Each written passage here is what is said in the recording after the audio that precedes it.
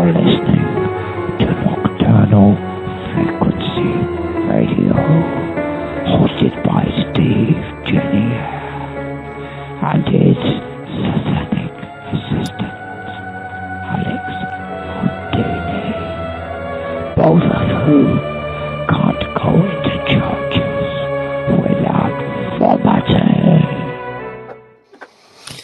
I don't know, Alex. Do you really think that people are really going to take that literally? Do you really I do. think so? Do you really vomit when you go into churches?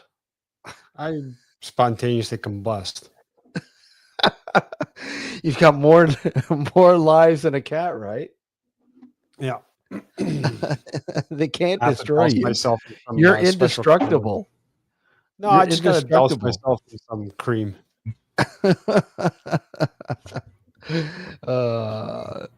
So how's it going, man? Pretty good. Pretty good. Yeah, what's new? Nothing. It's so anticlimactic. I love it, right? This is part of the reason. I mean, you gotta The keep only tradition way going. the only way Alex knows is anticlimactic. That's right. He's the ghost deterrent. That's right. There will no ghost is bold enough to cross paths with Alex. Cheers. None. Absolutely none. I can't think of any ghost ever. Or am I like being too bold with that claim? Yeah, you might be slightly bold with that claim, but you're not too far off. You've had some experiences. Some, yes. Minor. Yeah, but you've some, had yeah. some minor, but would you say it's a ghost? Don't know. Can't say for sure. Unfortunately, I can't say sure. for sure. If I could, I would, but I can't say for sure. Alex, Kevin wants to share his ragu. Yeah, no, he's got the burning ring of fire going on. I'll think I'll pass. Anyways, you forgot how spicy some Italian sausages can be. Shut up, Steve. Anyways, I want to thank everybody for tuning into the New Visions Radio Network and listening to Nocturnal Frequency Radio here, and of course, simulcasting on our YouTube channel. Tonight, we, although he has been on the show before, it's his first time in an official capacity of sorts. Guys, welcome, Friday House. Hey, Friday, how's it going, man? Doing good. Thank you for having me on. Awesome. And we can hear. Can you hear him, Alex? Yeah, I can hear him. Yeah, we can hear you. We can hear you good. I think there may be a delay. Oh, with you? Everything's okay on this end. Yeah. It's okay. We'll make do. We'll make do. We'll make do. So, okay, let's get down to the meat and bones of Friday and the paranormal. The paranormal. Where did it all begin? Why the paranormal Friday? Actually started whenever I was a kid. Usually does for people. Mm-hmm. Had a lot of weird experiences. I've never found the answer for. So it kind of took me down that path. Still trying to find the answers. I had a experience, that's all I could call it. When I was about 11, I had some voices enter my room, and I thought it was my alarm clock radio, so I tried to turn that off. It was like 3 a.m. I'm trying to turn this thing off. It's not shutting up. I pull the cord on it. I'm still hearing these voices, so I throw it across the room. And that's when I realized, okay, it's not the alarm clock radio doing this. And just after that, I started feeling something moving at the foot of the bed, and I actually see footprints walking up toward me. So I left, didn't go back in the room for a week. And ever since then, I'm like, okay, what was that? So I just started studying, and it became a habit. And here I am still doing it. Have those voices come back, or is it just a one time? In the room, that was a one-time thing. I have heard them in that same house before. That house has been torn down for like 10 years, so there's no way I can go back and check anything out. But I've heard of other people having a similar experience. They usually call it like a phantom chatter or something along those lines. I've heard but that. I've never ghost chatter, phantom chatter. Yeah.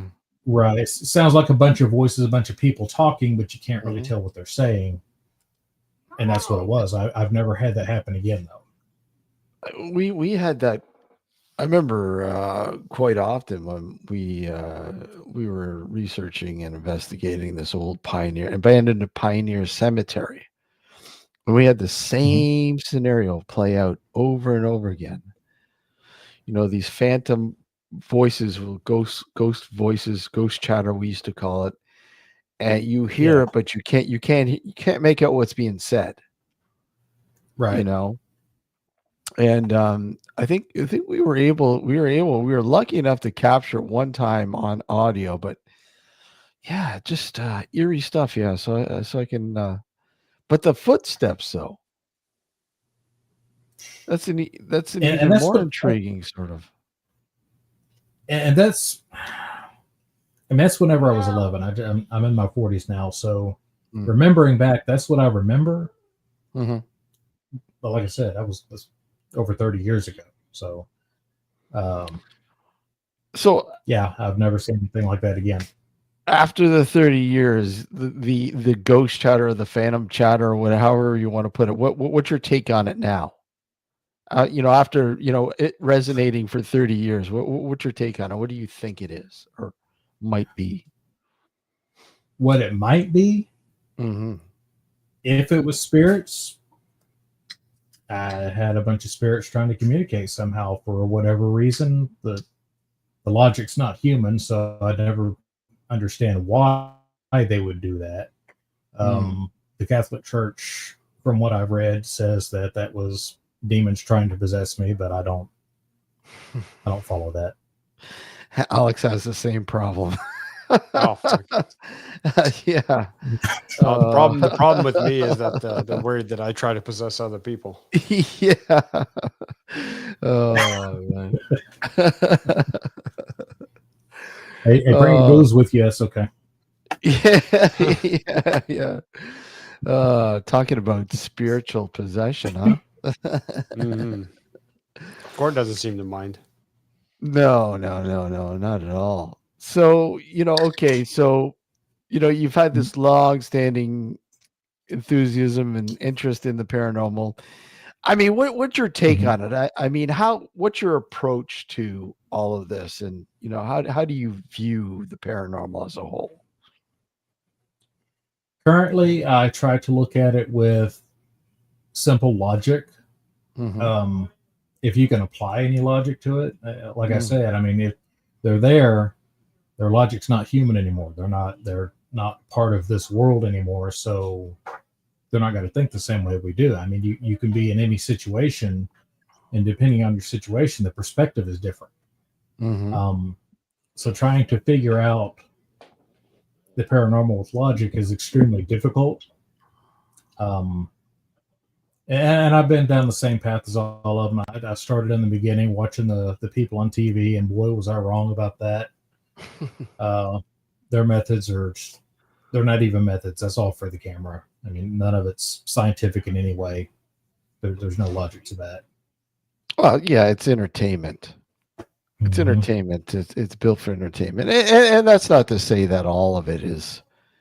I mean, there are some interesting aspects, but the thing is, for the most part, yeah, it's just pure entertainment. That's all it is. I mean, when you want to say, and I loosely say evidence in quotations, it's entertainment purposes, because I mean, you're never going to get the audience if you keep coming up blank nothing, right? Or they just get possessed on a whim. That's not how it works.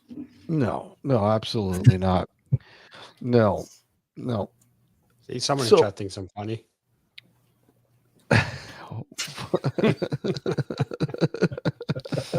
It's validation, buddy. I need validation. Yeah, exactly. uh, so okay, so have you taken your hand at investigating the paranormal, or is it just pure research? I have done some investigating. I tried it by myself. Then got up with a team, investigated with them for a little while. I've had a few other small teams, but for the most part, I'm just doing research. I've always been into electronics, programming, love physics. Most fascinating thing to me in the world is a black hole. I just astrophysics, quantum mechanics, anything like that. And I try to dive into this to see if I can find any answers to what happened. And once you start going down these rabbit holes, you find out they're not rabbit holes; they're wormholes to other places here. So it gets real confusing, man. Yeah. I mean, it's trying to put a a cap on the paranormal is like literally trying to view or understand the size of the universe. Yeah, it's like trying to catch a mouse in a field with a bowl while you're blindfolded. You just no idea what you're grabbing at here. There's just so you many. Just know where it's not. So many. It's ever expanding, but I mean, I think the expansion of the paranormal is way faster than us trying to explain it. I mean, my view is always, for the last God knows how long, as long as I've been doing it for 30 odd years. I mean, to me, it's stagnant. It's yeah, sure, you've got these neat new parlor tricks and toys and trinkets and that come out in waves and but that's the methodology exactly is the same. Regardless of the tools you use, the methodology is the same. It's the same. I mean, although you do have certain people who do think outside that methodology, and I think those are the ones that are really trying to expand our knowledge on the paranormal. And even so, even if they do expand it, it's pseudoscience. It's pseudoscience. It's an intangible thing. I mean, you can't get a cup of paranormal and hand it to somebody. It's just no. And experiences is a personal experience. You can't share your emotions and thoughts with other people other than words. And of course, liars can do the same thing. So how do you prove who had an experience? Exactly. I mean, I could tell you exactly a story, an experience I had. I mean, but you could probably poke holes in it, and that's rightfully so, right? I mean, that's why it is, in my humble opinion, to share these experiences, to try to better understand it. Somebody might have a better understanding of a certain aspect where you don't have. I mean, that, and breaking it down. I mean, that's the thing you need to do. Hey, Stephen, how are you? You just need to get these people.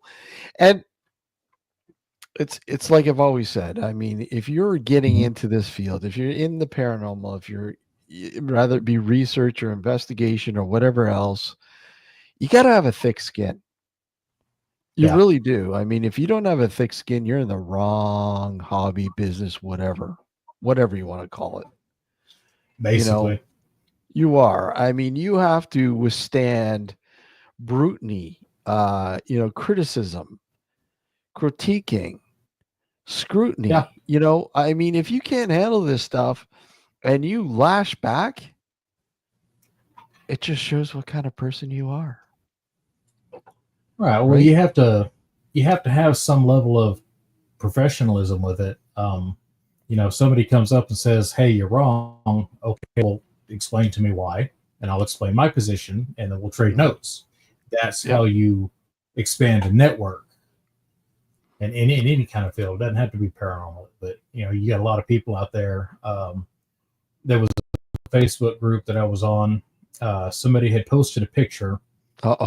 This sounds so familiar. Yeah.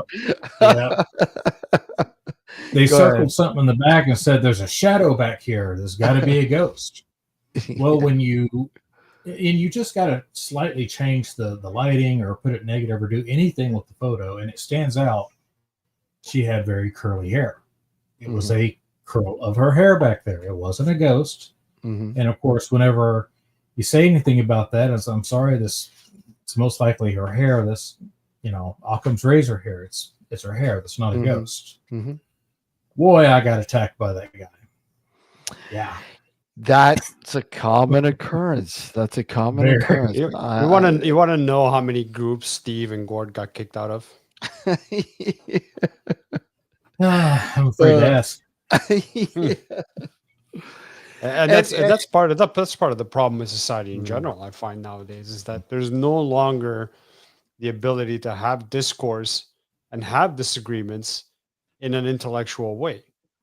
The minute you disagree with someone, they take it offensively and they take it as a personal attack, right? And that's where a lot of the problems stem from.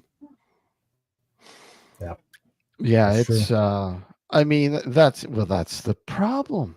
You view yourself as a rational guy, rationalizing and trying to explain from a different perspective, one that seems to be more logical, obviously.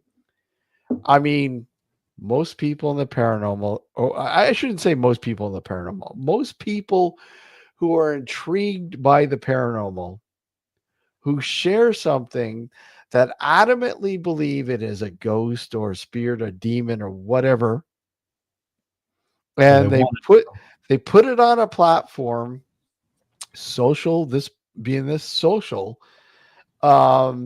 to a bunch of like-minded people on that same level. Of course you're going to get people going, oh yeah, I see that. You're front loading already. When you put a picture up and you go, hey, this is what I see. Do you see it?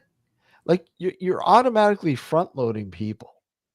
Automatically. And of course, people are going to go, oh yeah. Oh yeah. Holy crap. Yeah, I see it. And I see that other one there. Did you see that one? There's always people adding to the picture too, right? I think those are the worst. The people that add to it. I actually found one person on there, and this is just kind of a tangent. They would take some of these photos and they would just, and this is what I believe they were doing. They had to have been. They were trolling. They were circling just nothing and saying, "Do you see this? Do you see that?" Just messing with people. You get that as well. That one's okay because it was funny. Well, our good friend Dr. Demon Gord ran an experiment with one, and he took a picture of his shower curtain, and he was basically he was claiming there was a demon there, right? What was it, Alex? Oh, you're muted. Sorry. Yes, I think so. And he posted it on social media, and he wanted to see what kind of responses he'd get. And in the beginning, he was getting rational people going, that just looks like a shower curtain, right? And then all of a sudden, it didn't take long. People were running rampant. Oh, it's a demon. It's a demon. Yeah, I see it. And of course, it just ballooned right up.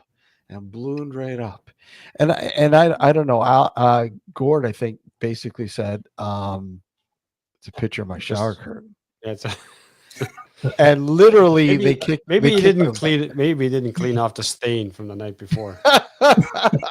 But basically, yeah, he literally got booted from the group. Yeah. But I mean, well, because he exposed the idiocy of the people. Yeah. Well, yeah, exactly. Yeah. And it's a sad state of affairs. You know what I mean? And don't get me wrong, and nobody's perfect. I mean, sometimes when you hear something, when you believe something so adamantly, and you hear something negative, it does affect you at first. The key here is to try to, sort of step aside from those feelings and just take it as criticism. Unless the person's blatantly attacking you, you just take it as such, as criticism, and you try to have a discourse and try to expand on what it could be. It could very well be nothing. You know what I mean? And Well, that's the other thing, you have to be want it to be prepared. something. Yeah, so a lot of people definitely want something out of nothing. Like they desperately want there to be something, and I would love nothing more to be able to prove to myself that the paranormal does exist, that we as individuals continue on beyond our physical realm. However, I'm not going to go as far as to say, here's a picture of something and I think it's a ghost, therefore I know we go on and beyond our physical bodies, we go on and continue on as existence. I can't do that. As much as I want to believe it, Right. I don't have the wherewithal to do that. That's logical.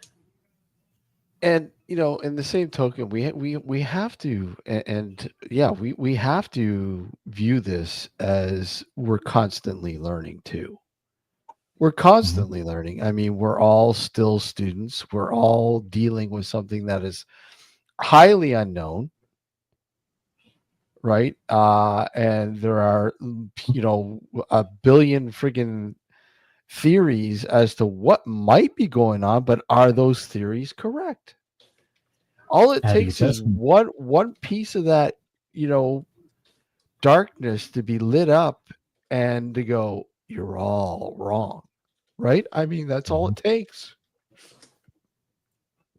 I mean, you look at a lot of Einstein's theories now are being questioned, if not proven wrong, because of the advancements in science. Right? I mean, he's had a few proven wrong. Yeah. And off the top of my head, I don't remember which ones they were. But for the most part, he was right about it. Most of what is getting questioned is special relativity. But in his day, we didn't have supercomputers and all the knowledge we have today, because there's a lot of scientists after him that discovered things based on what he said, and they critiqued it, but they always go back to, well, we couldn't have got that without him starting it. So he was right originally. Here we are. And I mean, quantum physics is also playing a big role in, and not necessarily disproving his theories, but kind of, what's the word I'm looking for? Branching. It's kind of hard to Frank. Before, when it was just the physics part of it without the quantum physics, even though there was, we didn't have all the answers, it was more or less straightforward. Now it's kind of muddied everything. You know what I mean? And that's the picture I'm getting when you throw in quantum physics into the mix. Yeah. When you every time I think of quantum physics, I automatically think of Justin. Justin. Oh my God. Yeah. Yeah, Mr. Quantum Physics. Yeah, so I mean, let's break this down a bit more, Friday. If somebody approaches you and says, "Look it, I have this picture that is baffling. I don't know how to explain it. There's an anomaly in it. Can you maybe explain it to me?" And they give you the photo. I mean, what's your course of action? What was the photo originally taken on, and what was the circumstance? What time of day? What was the weather? Who all was there? Without being there and knowing all that, the photo could come from anywhere. It's hard, yes.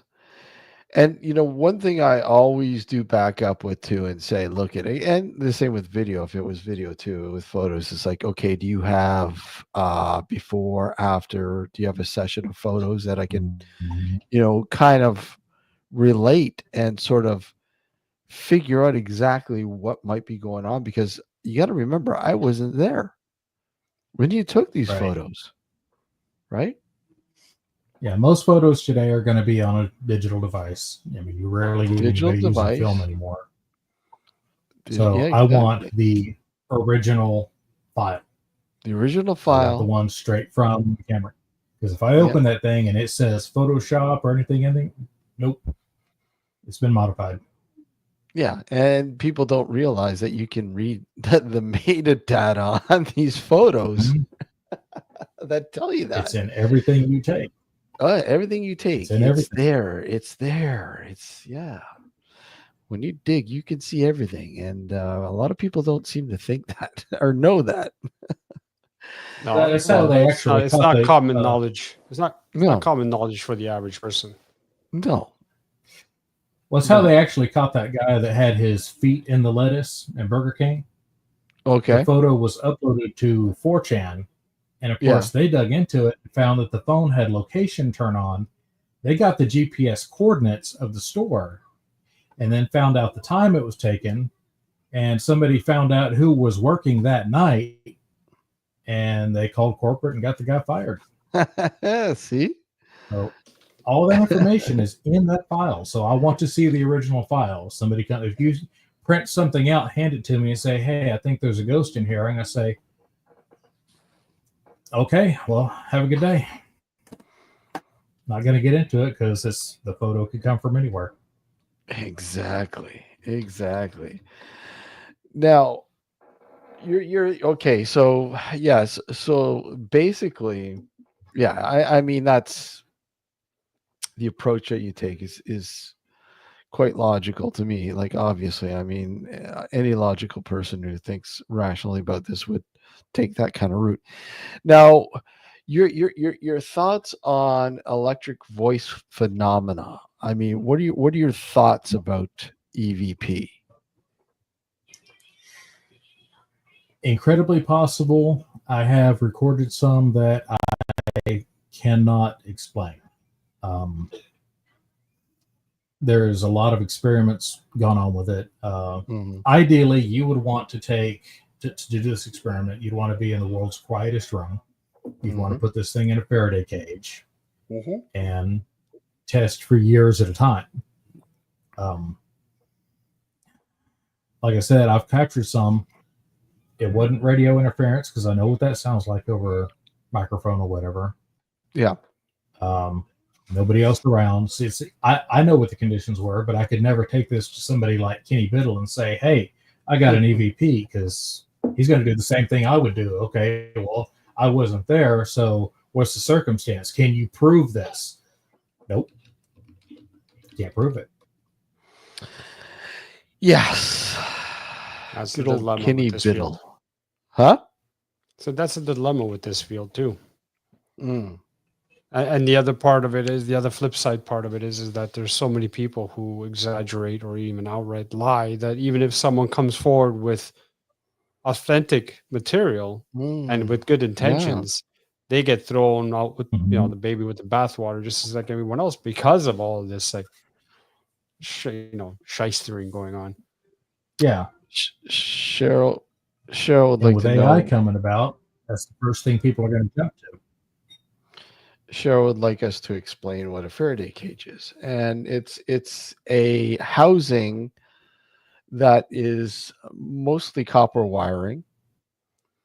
Something that literally it's a shield that only literally blocks out all interference, any frequencies that might interfere with the actual device that's recording. So if you have this device in the shielded Faraday cage, no frequencies, stray frequencies like radio, Cell phone, satellite, you name everything. it, satellite, any kind of frequency would basically like penetrate and interfere with the recording of the device at use.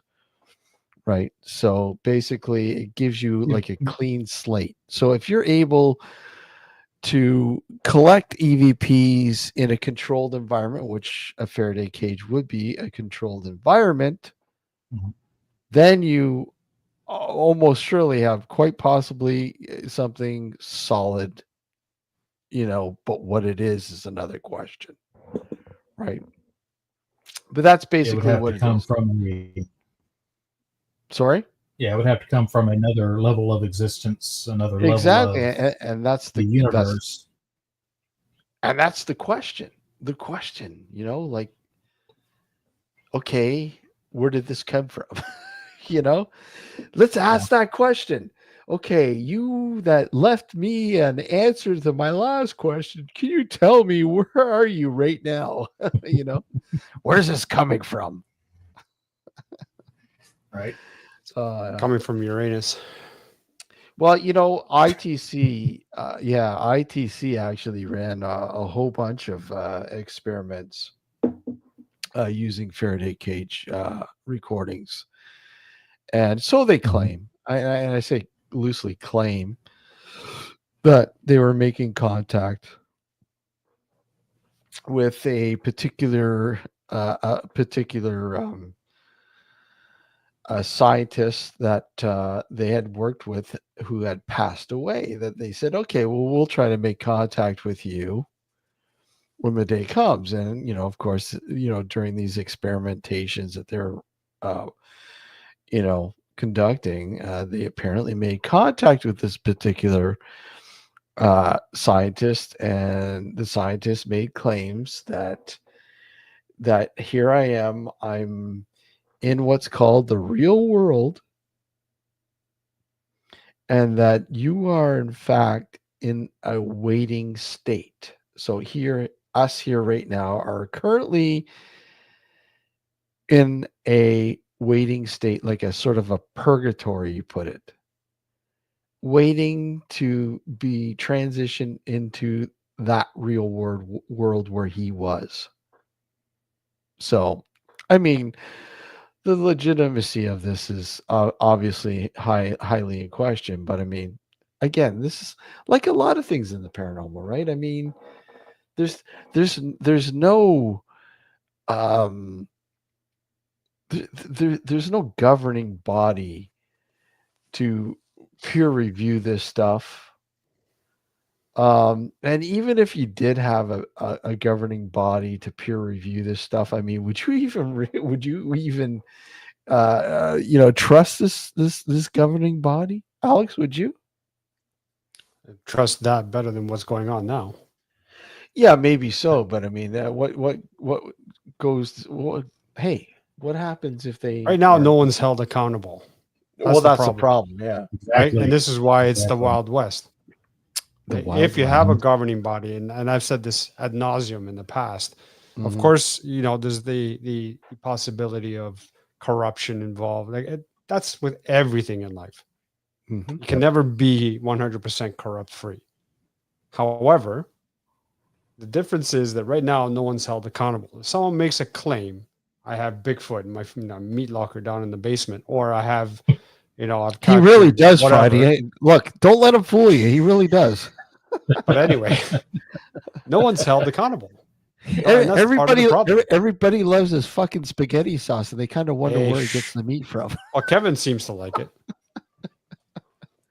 Go ahead. Sorry, Alex. Piqued my interest. No, I'm just saying that's part of that's just it. No one's held accountable, and this is why things are allowed to go as far as they do, because there's no accountability on any level.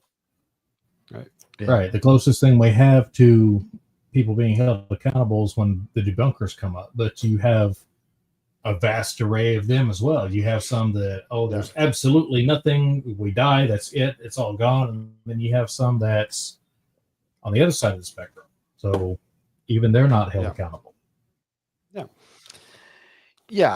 I mean, you think of it. You think of the scientific community, or even like, they wouldn't be where they are today had they not had any sort of accountability. Right. Because at the end of the day, if there was no AMA, for example, or equivalent around the world, anybody can make a ridiculous claim that they have a cure for cancer and actually inflict more harm on people than actually help. And as actually happened. Right. Of course. But I mean, it would be more rampant. In the trial. Right. Yeah. At least now, if someone makes that claim and actually injures someone, they are held accountable, both on a scientific level and on a criminal level. Right? You can't do that with the paranormal. There's no accountability. Anybody can make any asinine claim they want, and it's up to you whether you believe it or not. Right? And how are you going to disprove them? That's the other aspect of it. As much as it's hard to prove that the paranormal may exist, how do you disprove it? And that's another huge problem. Yeah. That's another huge problem, right? I mean, these claims come forward. You know, you really have no basis to say it's wrong. You don't, because there's nothing, scientifically proven to state that person is wrong. Even you if got to with use Occam's someone, razor most of the time. yeah, Exactly. but even if you were to use the excuse, not excuse, sorry, if you were to use the, it's all in your mind sort of thing, or it's a hallucination, or auditory hallucination, visual hallucination, whatever the case is, it's all in your mind. Pareidolia, yeah. Yeah. What's to say, who's to say rather, and what's to say that what you're experiencing isn't because your mind is able to attune to a certain frequency that other minds cannot? Right? So if you're experiencing auditory hallucinations or visual hallucinations, they may not be actual hallucinations. They may actually be glimpses into whatever you're able to see that no one else can. But because we don't have a full understanding of how the human brain works yet, it's lumped into, well, you're having a hallucination or you're experiencing a psychotic break or whatever the case is, and whatever excuse they can come up with. Right? You cannot disprove it. You can use anything you say. You can say now. Yeah. Yeah, they've got something now where they're using AI with it. They put sensors all over a person's head, and they let the AI train on their brain, and it can actually create images based on what they think. Now, of course, they're still working on it, but it's actually been able to recreate a person's dream while they were sleeping. So I would like to see this used on somebody claiming to be psychic, and just see, are they thinking of it, or is it just showing up, or what's going on there? And that would be one tool I would like to see used on it, just for experimentation. Will AI become a psychic's best friend, or the worst enemy? The worst enemy. Right? Yeah. Yeah.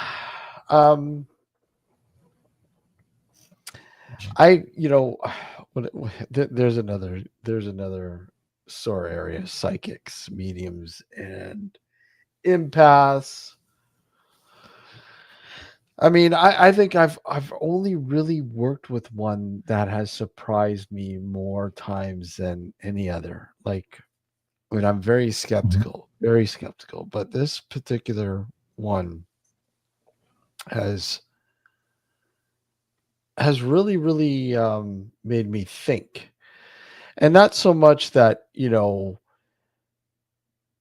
that sort of system is real. I do believe we are intuitive. I do believe that. I do believe we have these abilities that we aren't able to sort of unleash because we've had so many domesticated filters instilled with us over the years that, without being able to properly home these abilities, it would be senseless. But there are people that I do believe that have been able to retain from a very, very, very young age to adult a certain ability to be able to sort of read energy, if you will. Because I mean, let's face it. I mean, we are always dealing with energy. I mean, energy is all around us. Frequencies are all around us. And if you're able to, again, humans think about tangibility. They think about tangible, physical sort of realms. And we have to understand there's more to the physical sort of aspect of realism. I mean, and that is something that when you really research that sort of non-physical sort of realm that's around us, I mean, it's been proven several times. You look at it, everything from germs to carbon monoxide to EMF, all these frequencies and things that are totally we can't see. It's outside our senses, outside our physical sort of grasp, if you will. Right. We can measure it. We can measure it now. But I mean, just imagine what else is there that we can't measure currently. Oh yeah, it's right. We the only thing that we know is that we don't know it all. No, exactly. That's the only thing that we know. Yeah. And everything, as far as frequency, everything has a frequency. Frequency is a property of it. But when you get down to below the subatomic level, when you start getting down to the quarks and everything down there at that level, frequency becomes not so much as a property, it is defined by the frequency at that point. So, which is it? Once you get past a certain level and it gets down there, our knowledge of physics just kind of seems to go out the window. Yep. I mean, and that I think it's really important for people to, again, when you're dealing with the paranormal, to educate yourself on these sort of aspects to I think fully understand or fully try to understand what might be happening. I mean, you quite often hear these people going, oh yeah, we went in and investigated some location, whatever, we'll just say the Conjuring House. We'll say that, because everybody loves the Conjuring House. No. But just as an example.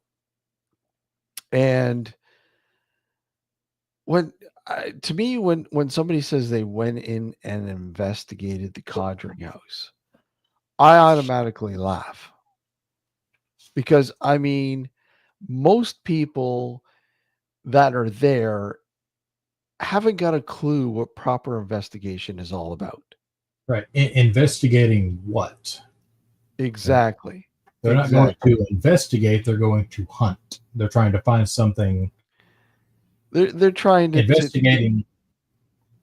Go ahead. Yeah. They're going in there to try to collect, some EVPs or some sort of, ghostly sort of aspects. But I mean, even so, if they capture something, they don't know how to properly explain it. Right. In most cases. Well, you have, and this is most YouTubers, sadly, and I'm going to, maybe I'm wrong, but I'm going to put it out there and say every TV investigator, they're going in there to get content. They're not getting scientific data. They're going in there to get clicks, views, and in the end, some monetization. And I'm not going to knock anybody on YouTube for monetization. We all do it. No, but I mean, it's the truth, regardless. Right. I mean, it's the truth. I mean, to me, going to investigate a location doesn't mean I have to film it and put it on YouTube. Right. But I mean, in this day and age, people have, because of the dawn of the television shows, and now it's further into social media and expanded to the internet. Now these people seem to think that investigating the paranormal is getting all these cameras and so on and going into an abandoned location or whatever that really has no bearing on the paranormal at all, that doesn't have a backstory, blah blah blah, and they're investigating the paranormal simply by filming it. Mm-hmm. And oh my Yeah. God, we got something saying something on the on the REM pod, or, Yeah. so, oh, look at the lights going off on the K2 right beside the recorder. What they don't understand though is all of these gadgets, about 90% of these tools that they go in there with, they all detect the same thing. Mm-hmm. When you break it down, radio waves, electromagnetic fields, Mm-hmm. even light is all part of the electromagnetic spectrum. So they're Mm-hmm. all literally picking up different parts of the same thing, but they don't understand just how small of a section of that they're going to do. Like cameras. Yep. And the most misleading name for a camera is full spectrum camera. Yeah. I don't know if I've explained it. I think I've explained it to you before. If you took the known electromagnetic spectrum that we know from zero all the way over to gamma rays. See, Alex, this is why I brought Friday on, because this is right here. We're getting into the meat and bones here. No, I'm just go ahead, Friday. I'm just kidding. No, you're good. But if you would just stretch that across the United States, and I forget how many miles that is, stretch it all the way across. Thousands of miles. Huge range. And you were to zoom in on the part that is the visible light range that we can see, it would be no wider than a human hair. That is how little our eyes can see. And a full spectrum is just a thick human hair, because you're only getting a little bit more on either side of that same narrow bit there. And radio waves, they're cover a huge amount over here, but the channels are just about as wide as a finger. I mean, you're really not picking up a whole bunch with each device, but it's all picking up the same thing, just different parts of it. So ghosts are not made of the electromagnetic field. So you're not picking anything up except disturbances on this field, which as humans, we're extremely noisy with this field. So you could be picking up anything from anywhere. So what you're saying is I'm better off capturing some evidence by bringing one of those static freeze rollers? Maybe. I wouldn't rule it out. How about some talcum powder on the floor? Talcum powder. I think there you go. Talcum powder. Yeah. Maybe. Draw those chalk circles too. Don't forget those. I mean, you need protection, buddy. Put an aspirin on there and then make it seem like you baby getting his diaper changed. Wash it with Dawn dish soap first, because if you got any oil on there, it'll come right through that powder and it'll look like a fingerprint. Yeah, exactly. Red Solo cups. Yeah.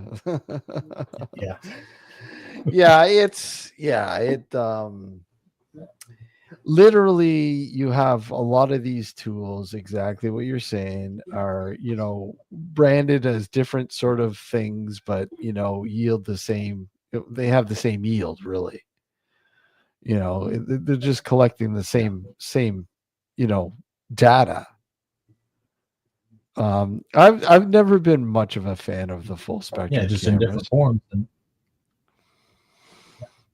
I mean, I think if anything, I wouldn't even have one. I'm not going to waste my money on it.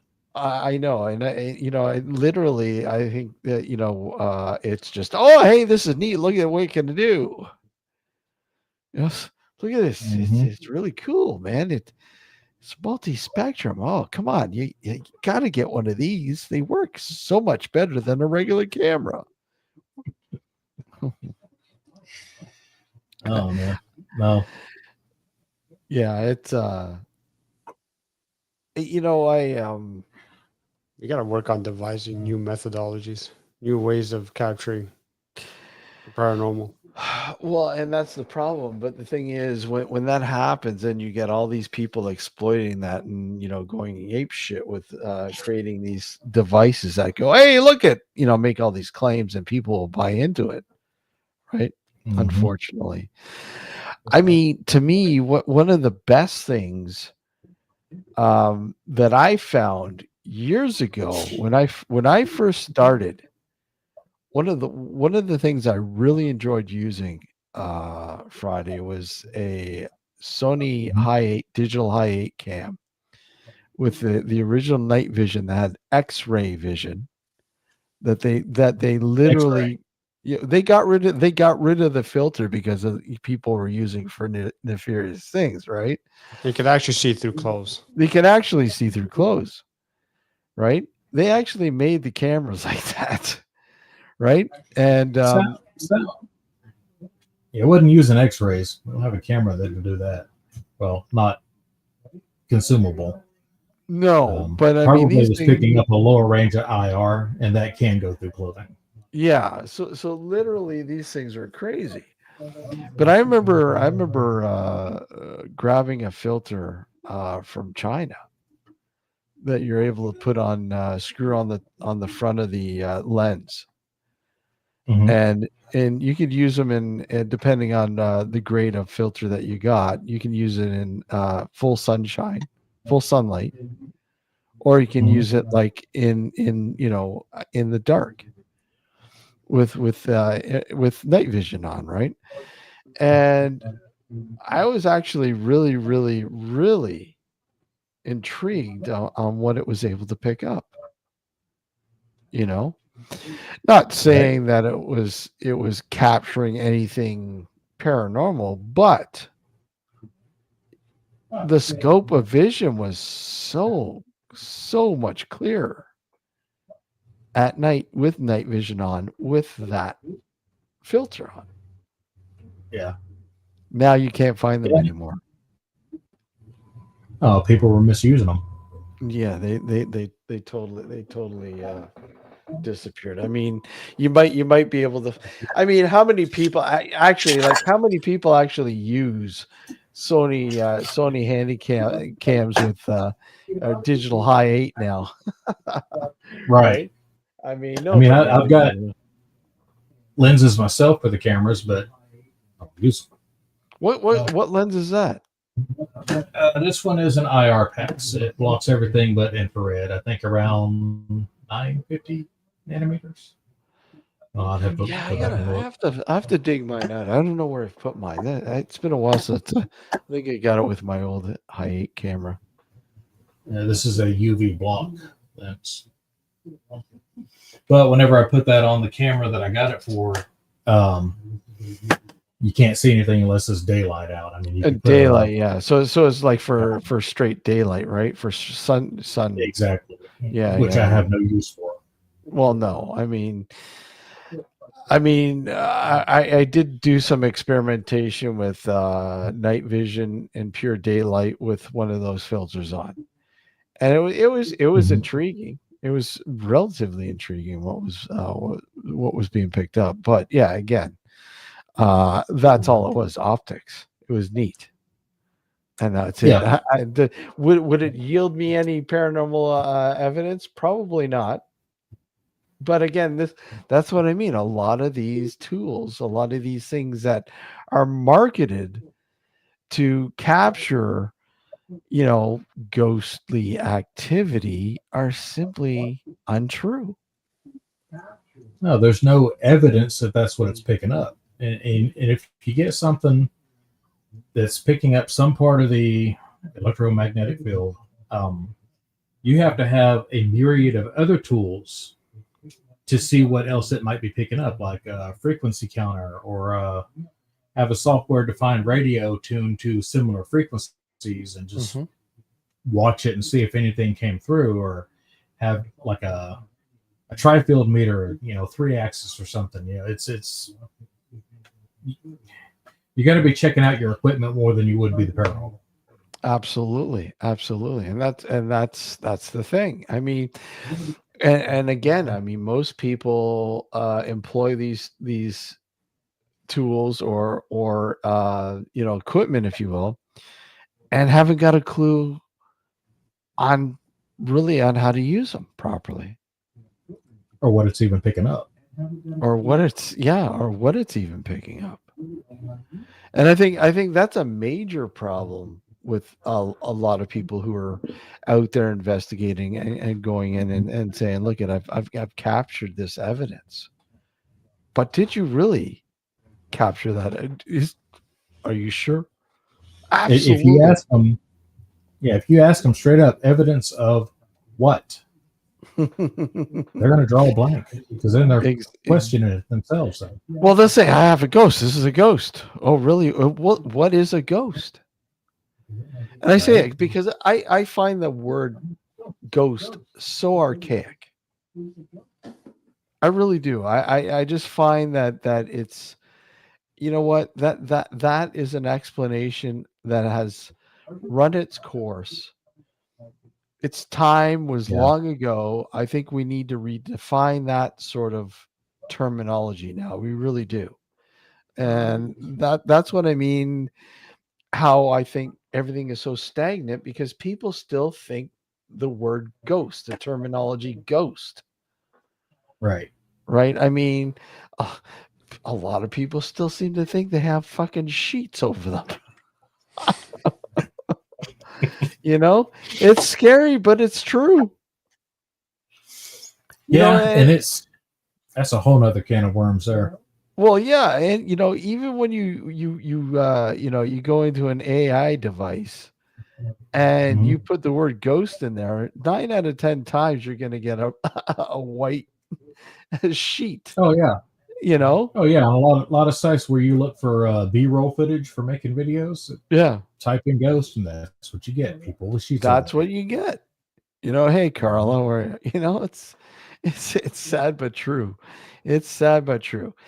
Anyways, we're going to take our halfway break here.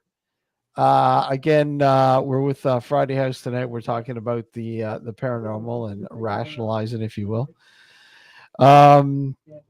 You're absolutely listening to us live on the New Visions Radio Network, and of course, here on our YouTube channel.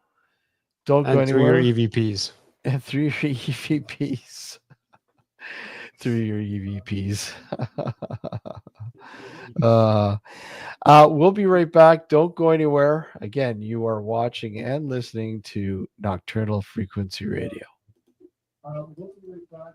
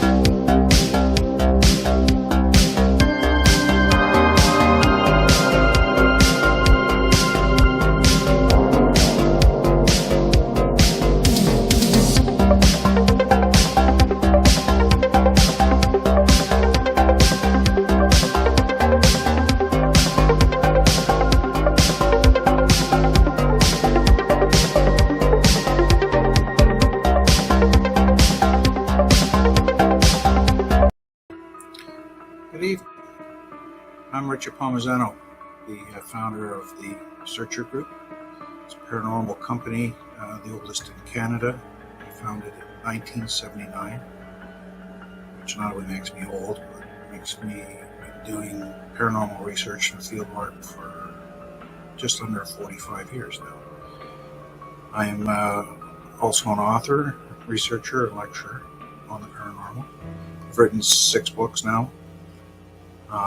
And I really enjoy coming on with Steve and Alex on Nocturnal Frequency Radio, as well as listening to the shows, because there's a lot of interesting guests there. I like it, looking at this stuff, because it opens your mind to other options and other alternative thoughts. And, there's always time to learn new things. So I hope you join us and come and see Nocturnal Frequency Radio. Thank you. So let me ask you, what makes for good radio? My 5 favorite songs, all day long. Play it again. No. As many commercials as physically possible. What? No, why would that be good? Great music, great talk shows, no commercials! Precisely. New Visions Radio gives you no commercials, no nonsense, just the best new music and the best talk all day long, 24/7, 365. NewVisionsRadio.com. Hey guys, Kristen here, host of the Paranormal Girl podcast, a bingeable exploration and deep dive education about the paranormal for the skeptical believer. Some of my past season topics have included shadow people, Mandela effect, demons, and UFOs. Currently, I am tackling Bigfoot. I have been sharing this journey with my audience since early 2021, and I have learned a lot these last few years.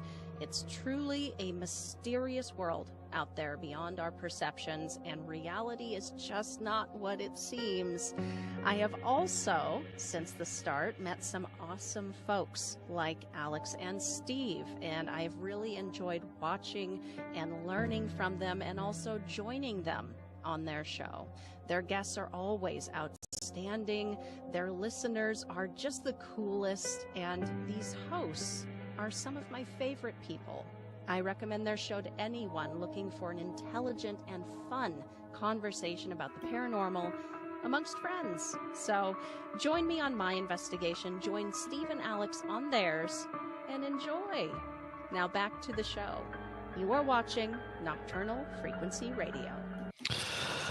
All right, welcome back to Nocturnal Frequency Radio here live on the New Visions Radio Network, and of course simulcasting on our YouTube channel. And did you like that commercial cameo?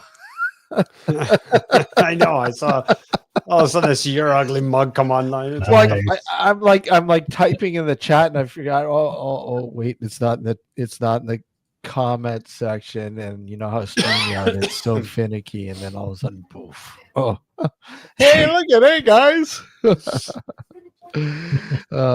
Too much. Good thing they can't see this on New Visions. Yeah, well, that's the wonderful part about radio. You don't have to worry about the visuals. So if you're listening to us on the New Visions Radio, come on over to YouTube and watch us. I'm sure Steve pick his nose. Well, I haven't done that for a while. It's Yeah. been a while since I've done that. I've actually saw a shrink about that, and trying to get rid of that problem. Yeah. It's gold dingy. Yeah. Anyways, we're here this evening with our good friend Friday House, all the way from Texas. Thanks for joining us tonight. Glad to be here. Thank you for having me on. And what I like about the fact that having you on is you're pretty sensible. You're pretty thorough, and you're very I'll say skeptical, but healthy skeptic. You're not like ready to just outright debunk. Hey, Right. Dixie, Yeah, how are you ya? got to look at all sides of it.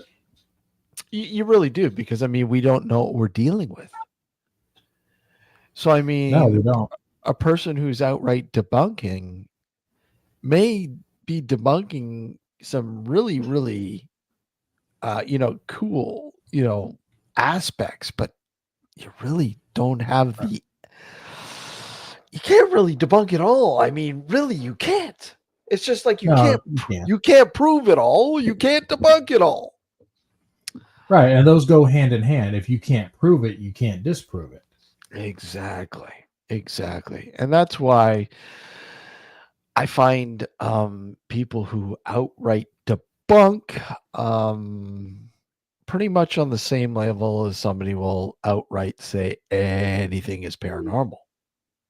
Right, and you can't go either way with either one of those. It's like I always laugh whenever I hear them say, "Well, we encountered this demon," or we encountered it was Uncle Carl in the video or on the photograph.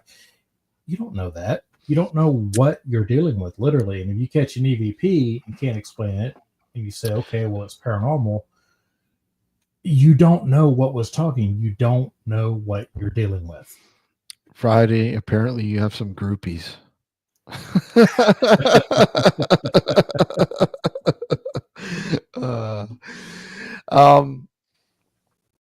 Well, okay, since we mentioned it, let's get on it.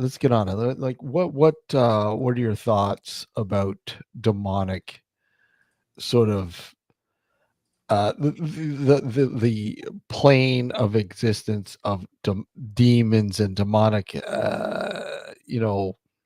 possession and so on and so on. What are your thoughts about that? I mean, because obviously there are people who run rampant with demon this, demon that, blah blah blah. Right.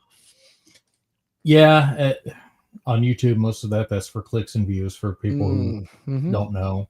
As far as demons, with anything, you have a good side and you have a bad side, and it doesn't matter whether you got a light side, you got a dark side. You have contrast in everything that exists. So if you're going to have spirits, you're going to have good ones and you're going to have bad ones. Whatever you call them is irrelevant because they go by different names. I think in Islam they call them the jinn or something like that. I mean, they go by different names, so the word doesn't really matter, but there is good, there is bad, and spirits would be no different. So as far as possession, on the other hand, this goes back to personal experience. You can have some people that have some kind of mental issue, and they would have every single earmark of a demonic possession when they just need to get back on their medicine, and it's really all that's wrong with them. And then you have some people that they can't figure out what's wrong with them, so they can't give them medicine. So is it mental or is it spiritual? So it's, again, you can't prove it. You're not in that body. You're not experiencing that. So yeah, as far as possession, I'm on the fence. So, okay, well, let me flat out ask you, what do you think demons are? I mean, where do they come from? What do you think they are? What's your explanation of a demon?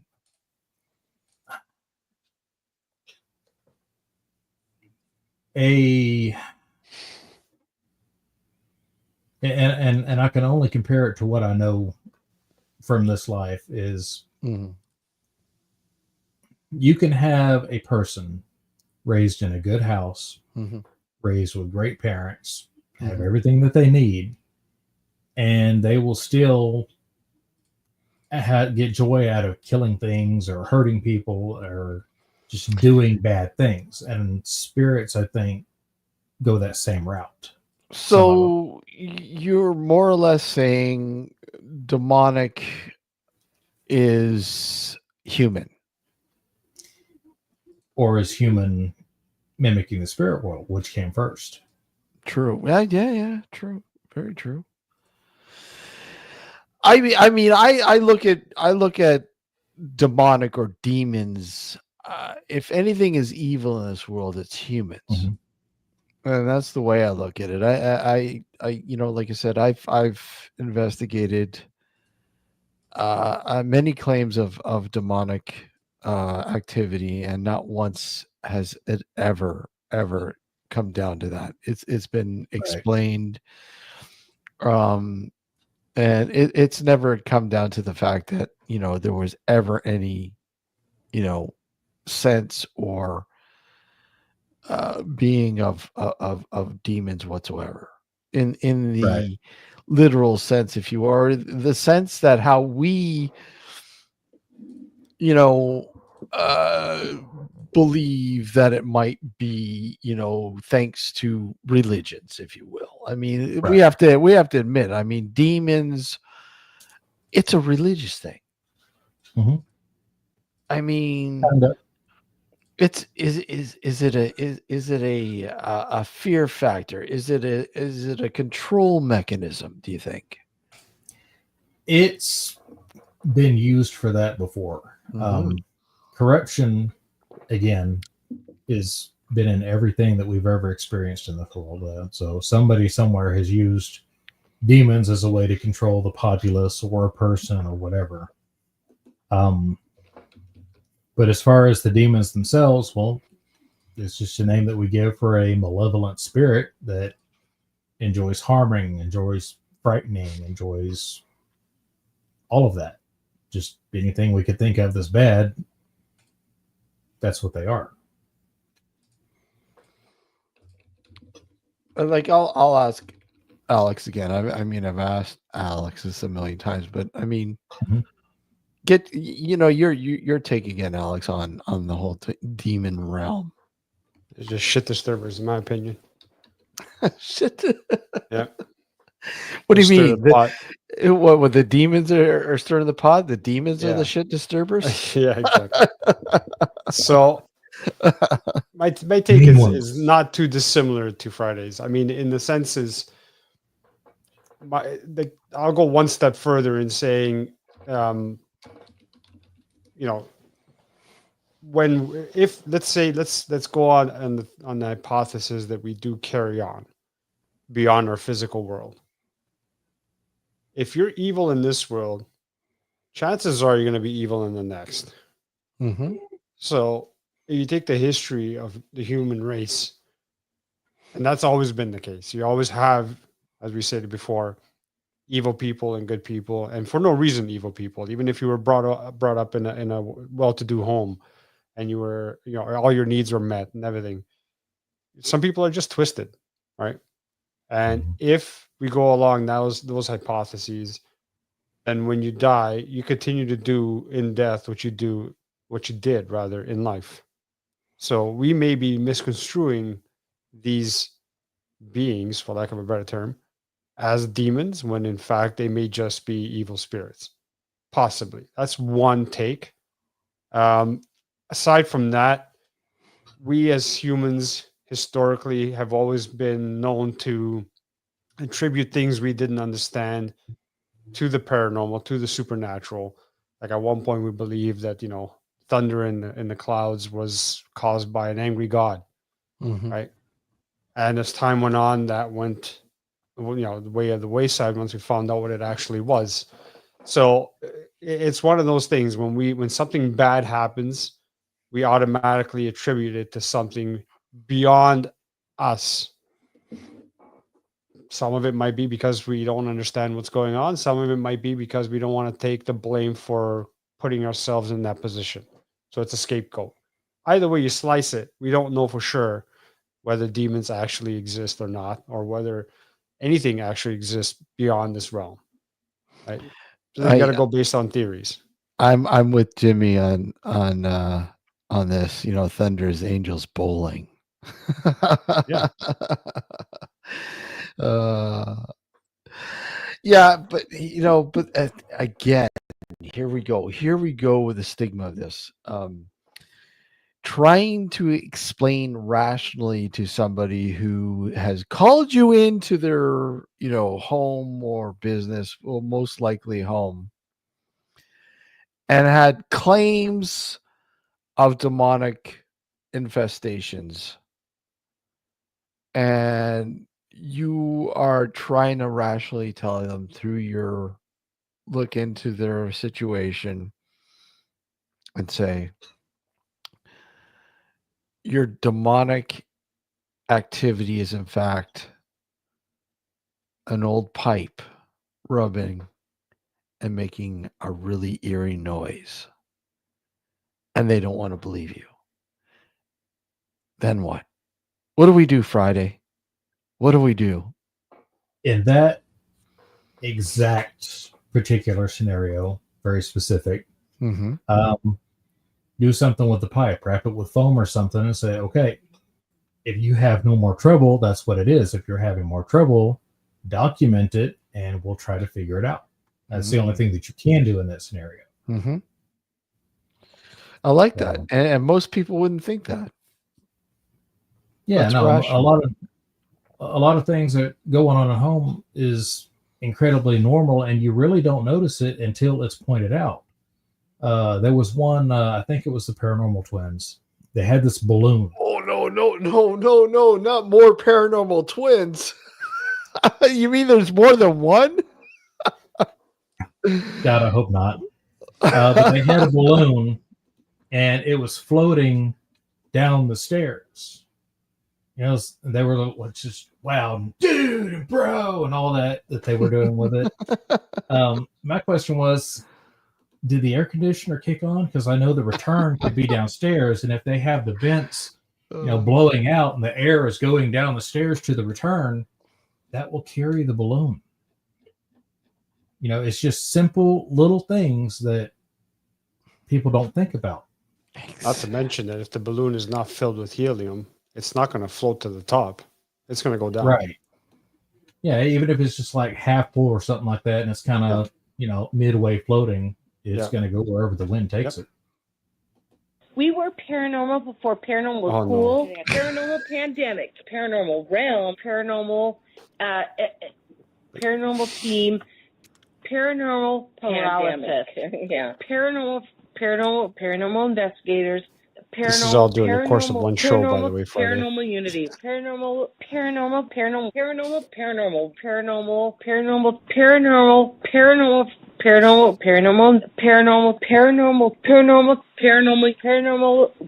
were paranormal before paranormal was cool.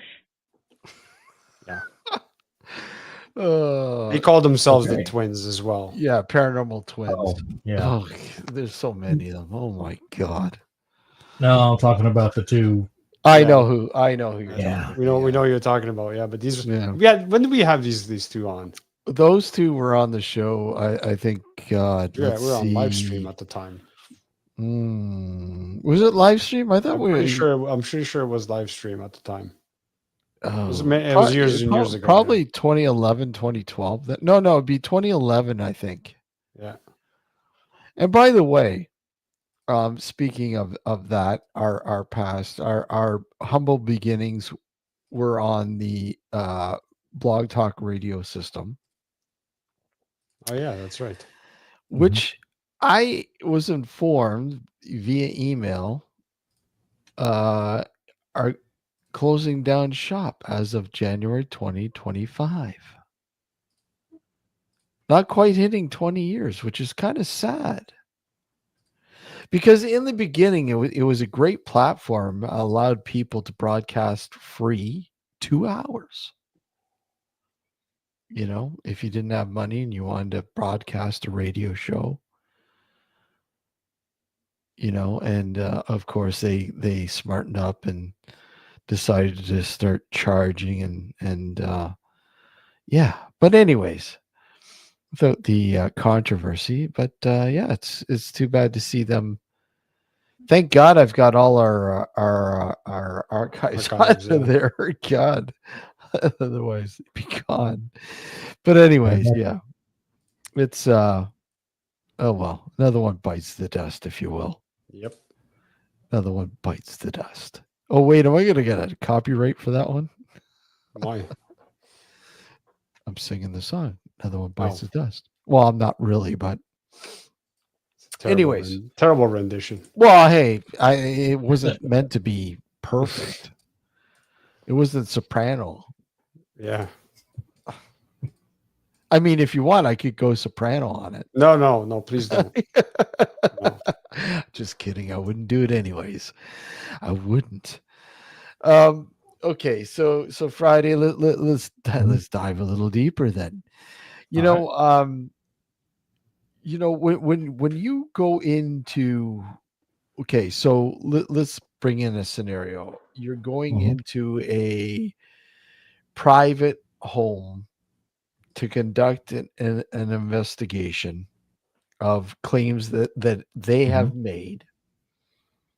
What's your course of action going into that home before you investigate? I mean, what's your course of action? What would you normally do, or what would you see normally happen in the beginnings of a possible investigation of that particular location?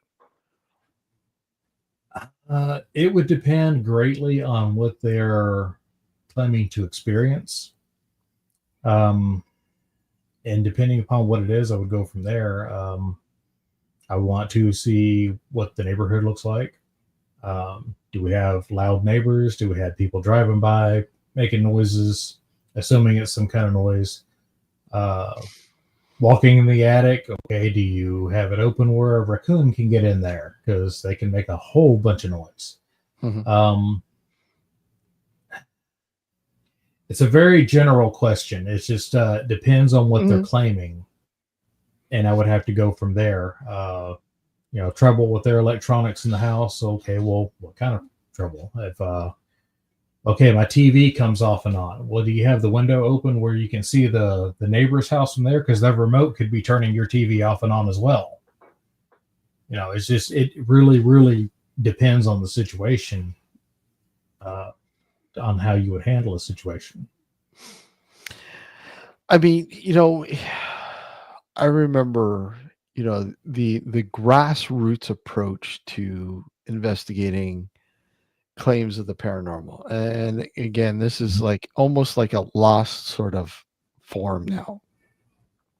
And that was, you would have, before going in, you'd go in and have a pre-investigative interview with the possible clients, with the people who are reaching out for help. And that's where you find out what's going on. Yeah. So literally you would go in there and have a session of questions that you'd like to ask. And in many cases, they do get personal, and you need to get personal with some of these questions because you have to know who you're dealing with. Right. You have to know if you're dealing with, a possible, alcohol abuse, mental issues. You're not abusing it, Alex. No, he's just yeah. What are they? Recreational? Yeah. I abuse it. It doesn't abuse me. Hey, Senior Spookfest, how are you? Yeah. So I mean, it seems to be a lost form, or a lost sort of art. I mean, people would even make up forms. Consent forms.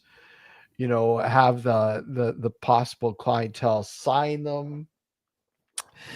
A waiver, if you will. So some people will have waivers, just to have some sort of protection for. Because I mean, let's face it, when you're bringing your group or your society or whatever in to investigate a location, you're going in there.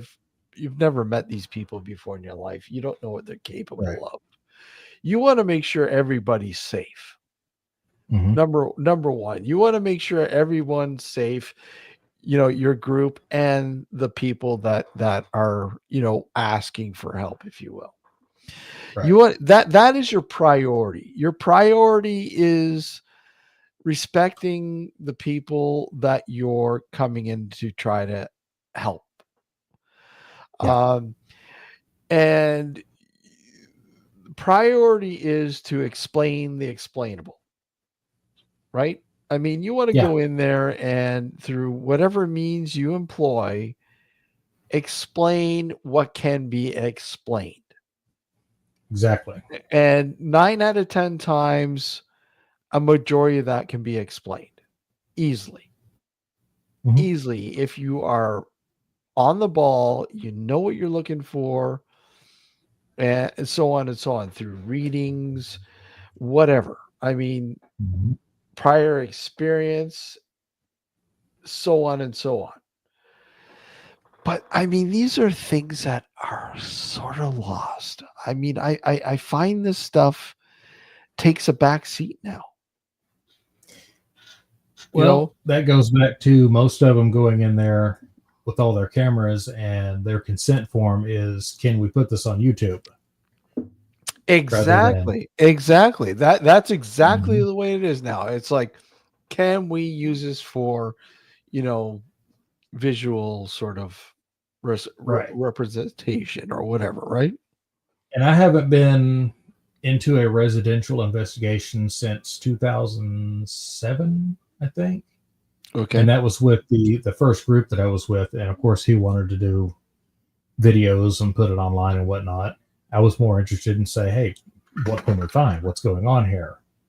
But no, it's when you go in there now with your cameras, you do that for not just your own protection, but their protection. And if I went and did a residential today, I would not put it online. They call me in there to help. That's what I'm going to go in there and do is, okay, well, let's figure out what's bothering you. Absolutely. I mean, if somebody's 9 out of 10 times, if somebody calls you in or contacts you, can you come in and look into my issue here? They're not going to want to share it. They're not going to want you to share anything. Right. It's their private home. They don't want that put out there. It's an invasion of privacy. And then, what happens during that evening or evenings or the amount of time that you spend in that particular location is supposed to be kept between you and the clientele. A confidentiality. Exactly.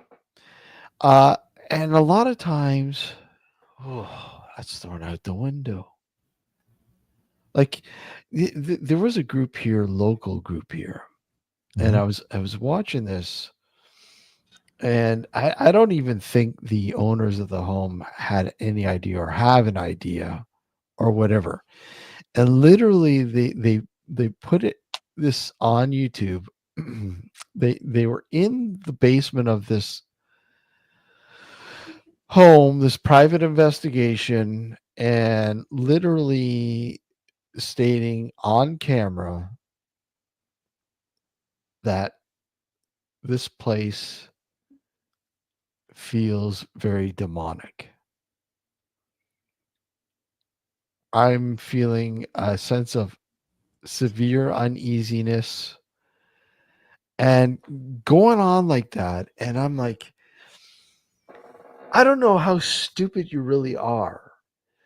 I mean, the first thing that comes to mind is like, how idiotic are you to tell a person that they have demons in their house when yes, you are visiting that house for a couple hours,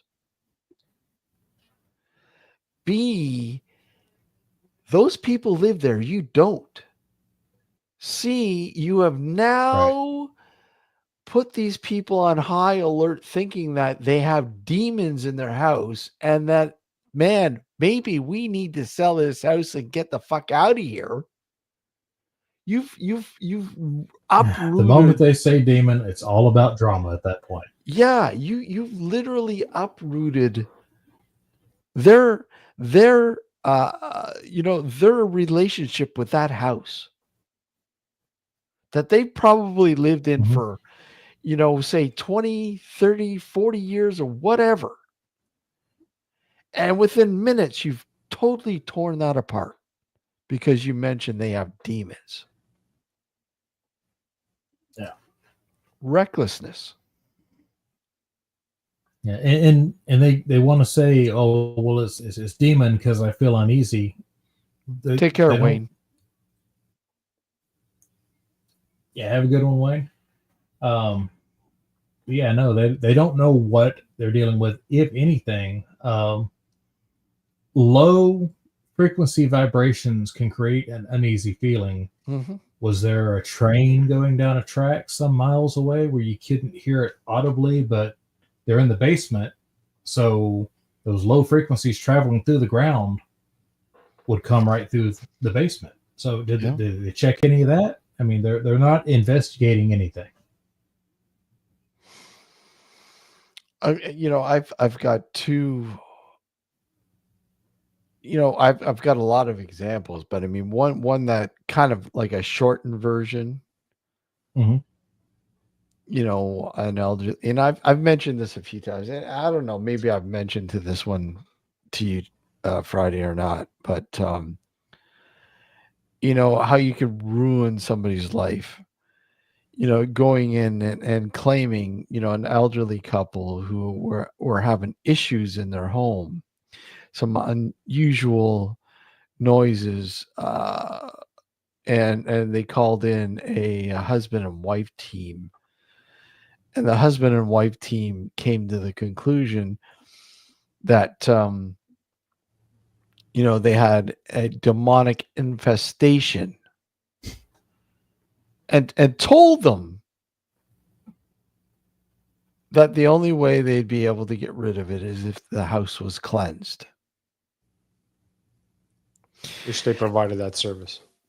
Yeah. And they literally, come on, they're naive. They don't know. They just hey, look at it. We just want you to take care of this. Can you take care of this?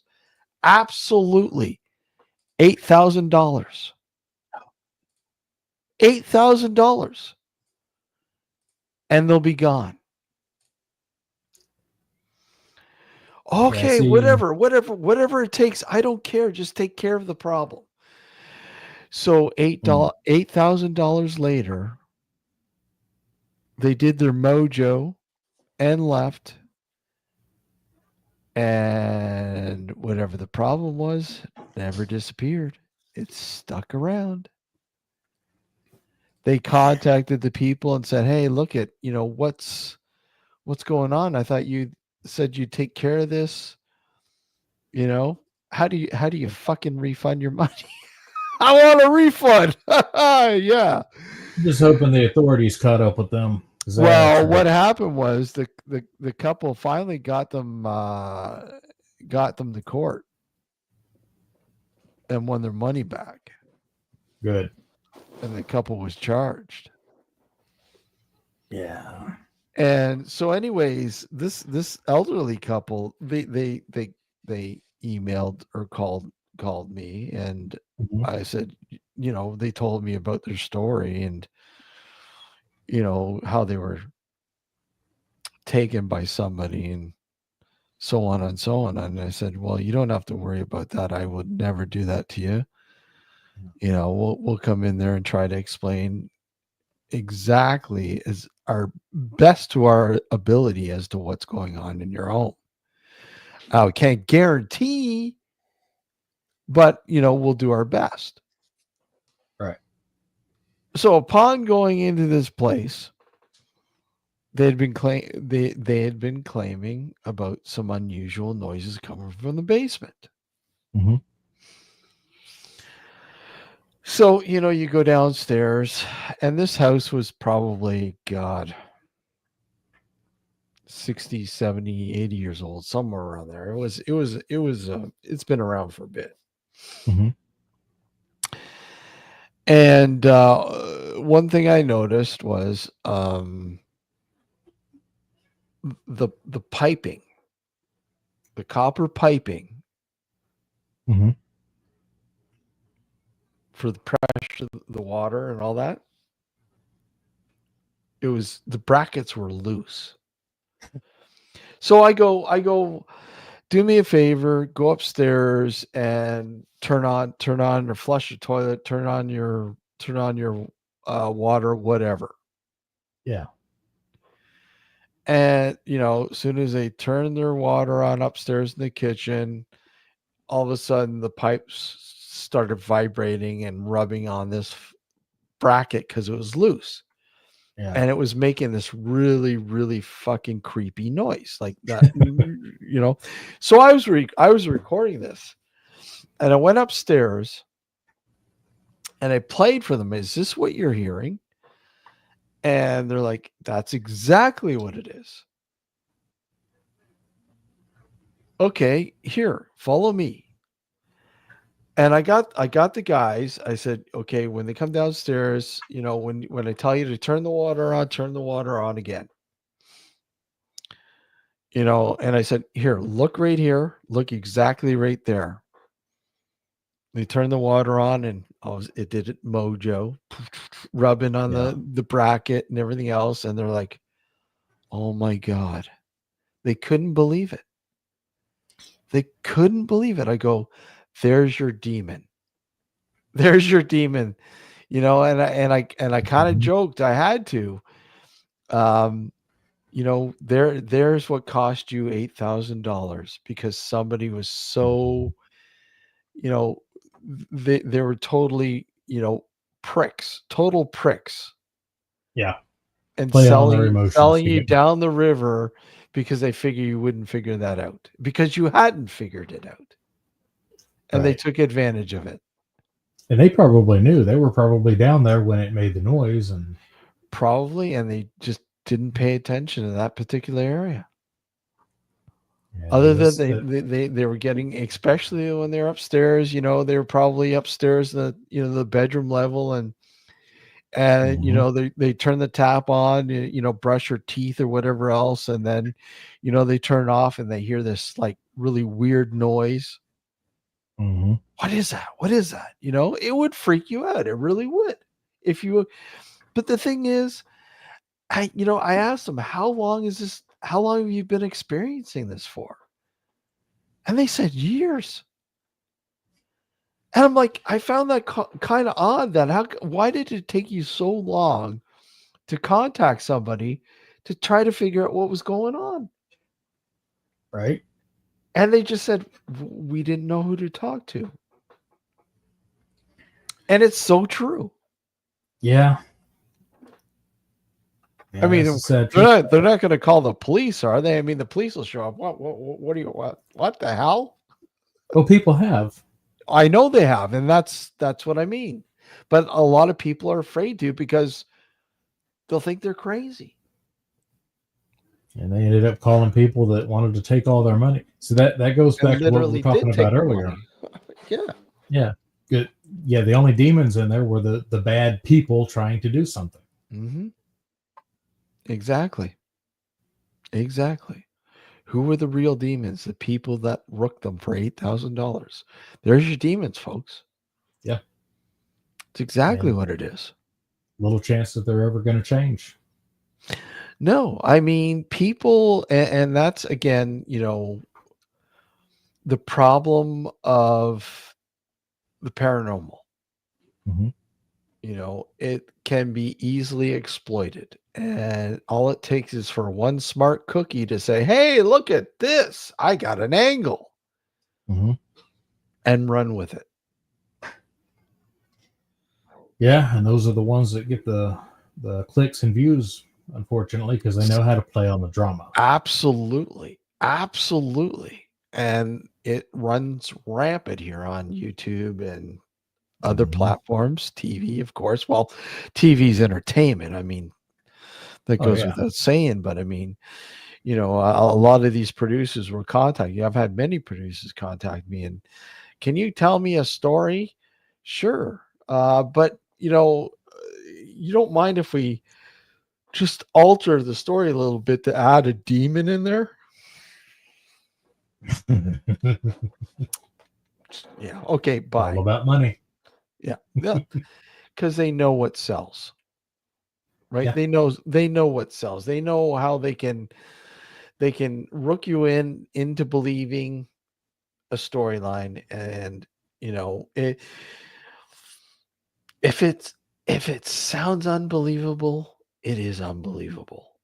but people will say, "Oh no, there's no way they would lie to me like that." It's like telling somebody the evening news. What they're telling you is wholeheartedly the truth, and it's not something that they spun themselves. Yeah. But whatever. What oh my God, it's almost time already. Holy crap. But so what area of the paranormal fascinates you the most? What fascinates you the most about the paranormal? Usually what I'm studying at the time. Here lately, I've been looking more into near-death experiences, astral projection, because if you're going to look into one, it's two sides of the same coin. Absolutely. Basically, any of that. I'm about to start getting more serious about it. I have the gateway files, the gateway tapes. Mm-hmm. I'm going to do the experiment myself. And but right now, yeah, that's what's fascinating me. Is there a way to peek outside of this reality? And if you can, what are you going to see? And is it really real? Well, I think that's a great area to look into with that too, is the metaphysical sort of realm. Mm-hmm. The metaphysical realm, and its guideline to astral projection is just incredible. It is. It is so incredible. And to the meditation frequency, so on and so on, that you need to sort of get in, like, sort of, I guess, steer your way through astral. I know, Alex, you were saying you had tried it, right? I mean, you were trying. Yeah. And I was younger. You were younger. You like, and I mean, you were pretty successful. I mean, you kind of. I was on the verge of what I thought, or at the time I didn't know, because I didn't even know what astral projection or out of body experience was at that time. It was much after that I had learned about it. But so my meditation journey began when I disclosed to a good friend of mine that I couldn't fall asleep right away. It would take me like an hour or so just to fall asleep. I kept tossing and turning. So he put me onto meditation, a simple form of meditation. He goes, just lie on your back, put something on your forehead and press down on it so you can feel it, and just focus on that one thing. And he goes, initially, it's not going to work. It's going to take you some time. Just keep at it. Just keep focusing on that one point. And eventually you'll get it. So I did. I started doing that, and it took me a little while, but eventually it got to a point where I didn't even need to put anything on my forehead anymore. I would just lie down, You could feel, close my eyes. Yeah, well, you can even put a pressure on it, but I would put like a penny or a nickel, whatever, anything, then just press on it, right? I got to a point where I didn't need it anymore. I would lie down on my back, close my eyes, clear my head, and within minutes I'd be asleep. And then one night I was going through, the meditation or the whole process. I laid down on my back, closed my eyes, and when I was in that half state between sleep and awakefulness, I kind of felt myself lifting out of my body. And I didn't know what was happening at the time. I didn't know what the fuck that was. So I snapped awake, and that obviously curtailed it. And from that day forward, I've never been able to meditate again the same way I was back then. Because it scared me at the time. I didn't know what the hell it was. It wasn't until years later that I found out that could have been an out of body, or the beginning of the out of body experience, right? And had I known then what I knew now, I probably would have just gone with it, see where it led me. But oh well, can't do it now. Can't change the past, unfortunately. Do you plan on trying it again at some point? I've tried, and for some reason it just doesn't work. Now the difference is now I don't have the same problems falling asleep as I used to, so I can fall asleep relatively quickly nowadays. So really, no need for meditation. When I try to meditate, I find that I have a hard time just clearing my head. Even when I try that old trick, and and now with being married and also having a small child is not so conducive to that kind of stuff. Just too pooped out. Yeah, pretty much. Yeah. Julie R is asking, how do you clear your head? What's a method, Alex, that you use to clear your head? Try. Well, like I said, yeah, I would literally put like a penny, a nickel, whatever you want to put on your forehead, and just press on it so you can feel it. And the trick is to just try to focus all your mental faculties or everything on that one point. And the point of doing that is that if you focus on that one point, it's not going to allow your mind to think of anything else because you're focusing on that one point. And you know, the first few times it's not going to work, because if you were like me, where you have random thoughts going in and out of your head every second, it's going to take time to build up to that. But eventually it will. It's like, you know, you take, for example, like, you know, when you're sleeping or you're trying to sleep, or you wake up in the middle of the night, and then all of a sudden, for some reason, you start thinking of something that automatically signals stress, like something like, say, a money issue or something like that, that automatically, you know, you can't get your mind off it because you have to deal with it instantly. Yep. And you have to say to yourself, there's nothing I can do about it right now. Mm-hmm. So why worry about it? It's all about attitude. You know, you there's nothing really that at that point in time.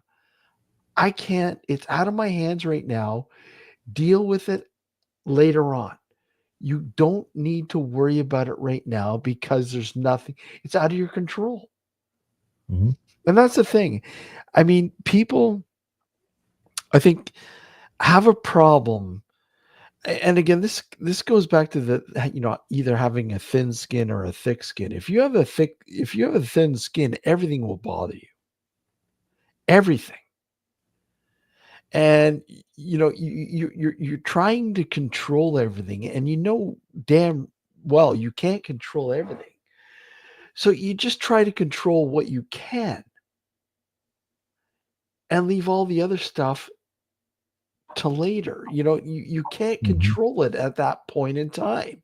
So stop trying to control it. You know, stop trying to, you know, you become overwhelmed and inundated with these negative thoughts. I mean, again, it goes from the non-physical to the physical sort of realm.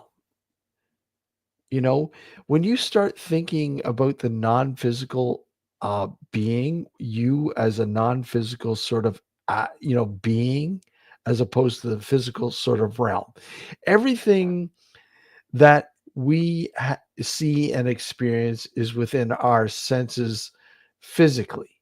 Mm-hmm. And you have to remember, that's not the end all be all of life. Those are really just filters. You know, I mean, when you start looking at the bare bones of physicality, you start to realize that physicality is really not physical when you get down to the molecular sort of version of things. Everything is about frequency, you know, energy, frequencies. And when you start to realize that life around you and in you is not just about the physical sort of aspect. The physical aspect is just the here and now. Then you start to loosen up and realize that, you know what? I am fretting over nothing. And a lot of people will, you know, have a lot of problems with depression and you know, anxiety. I mean, I went through all that. I mean, I had a really bad period where anxiety just ran rampant to the point where I was having panic attacks and so on and so on. But you know what? I mean, most people will say, well, you know what, go to your doctor and get him to refer you to a psychiatrist, and he'll give you some fucking medication and everything will be fine. Sure. But that's when, somebody who is like smart enough will go, I don't like something controlling me. I don't like, I don't like the fact that this medication is controlling me when I should be controlling me. Right. Right. And that's when you start to when you do your research and you start to realize that you can control this yourself. You don't need medication to do it. Then you start thinking a lot deeper on a lot of things. That why the hell am I getting into this diatribe anyways? I don't know. We're getting It's one of those things. We're getting a little too deep here. Disclaimer: sometimes medication is needed. Yeah. Tylenol. Yeah. I don't know. But anyways, holy crap. Time flies when you're having fun. Yeah, Friday. Thanks for coming, man. Thanks for being on. Thank you for having me on. Appreciate it. Always great having you. I mean, you've been on before, but in official capacity. And you know what? I'm sure we would love to have you back on, because again, sure. we do these. We have to schedule one soon, probably in the new season, or not in the new season, but the dark discussions in the after we're back from the Christmas, New Year's hiatus. But we always have what's called dark discussions, and we have a few people on to just discuss the paranormal. Sounds like fun to me. Without borders, buddy. And we've had, you know what? We've had some really, really, really intriguing conversations over the years. So love to have you on one of those. Sounds like fun. I think you would have I think you'd enjoy it. So we'll definitely figure that out in the new year. So, but yeah, thanks for joining us. And wow, yeah, 2 hours gone like that. I want to thank everybody for tuning in to the New Visions Radio Network. We're back Friday night. Special time, special date, 6 p.m. Eastern Standard Time. We have Carl from Dark Arts Television coming on all the way from the UK. Plus, our good friend Matt Williams will be joining us, and Melissa Jones. Oh, no. Yeah. Not Melissa. We'll be joining us and the fishnets. Yeah, exactly. But it'll be cool to have Carl on. Highly popular YouTube channel there in the UK. It'd be great to have him on and discuss his adventures and so on and so on. And I'm sure Melissa will talk about the fishnets. Yeah, looking forward to it. Guys, I want to thank you all for joining us again, like usual, the support. Don't forget to like, subscribe, leave your comments. God, you guys are so bashful. Leave your comments. Let us know what you think. Even if it's bad, who cares? We want to hear it all. And Friday, my friend, take care. Have a good evening. And look forward to having you back on, buddy. I appreciate it. It's good talking to you, Alex. Good to talk to you finally. Take care. All right. Night, y'all. Take care. Have a good night.